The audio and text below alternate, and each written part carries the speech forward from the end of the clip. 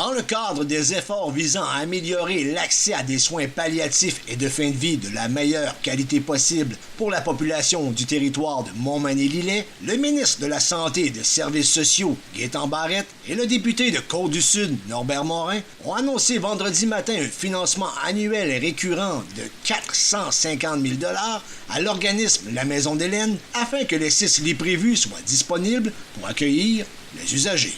Bien que le financement vienne de Québec, la Maison d'Hélène gardera tout de même son autonomie. Les maisons de soins palliatifs sont des maisons qui sont autonomes.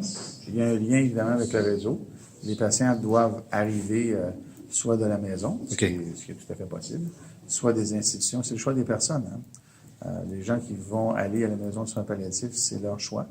Maintenant, nous, comme gouvernement, on amène un financement, mais les opérations sont gérées localement par la maison elle-même. Alors, c'est pas vraiment une relation d'autorité de la part du CIS par rapport à la maison qui garde son autonomie.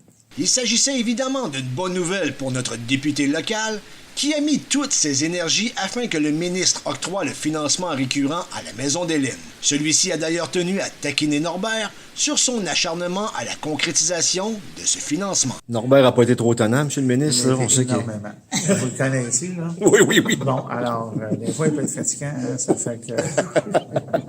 il a été bien fatigant. Quant à Mme Caron, elle était plus que satisfaite. M-A-R-C-I.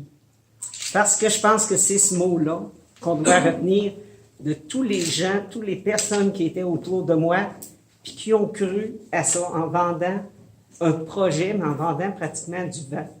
Parce que on a commencé à vendre des pièces, on a ramassé des scènes noires. Quand on a commencé à ramasser des scènes noires, les jeunes nous ont dit « c'est un peu une perte de temps. Tu viens de t'y ramasser pour 350 pièces environ de scènes noires. » Ben, à la grande surprise, on a ramassé au-dessus de 8000 quelques, ce qui donnait 80 quelques mille scènes noires, si je ne m'abuse. Là. La Maison d'Hélène pourra ainsi accueillir le premier patient cet automne. Son offre de service s'adresse aux adultes, mais aussi aux enfants âgés de plus de 4 ans qui résident ou dont la famille réside sur le territoire de Montmagny-Lillet. Des 6 lits financés, 4 seront consacrés aux soins de fin de vie destinés aux personnes dont le pronostic est de moins de 2 mois et 2 autres aux soins de répit ou de gestion de la douleur pour les personnes en soins palliatifs. Le montant annoncé servira directement au demi-million nécessaire pour le bon fonctionnement de cette maison pour les soins de fin de vie. C'était José Soucy pour CMA TV Nouvelles à Montmagny.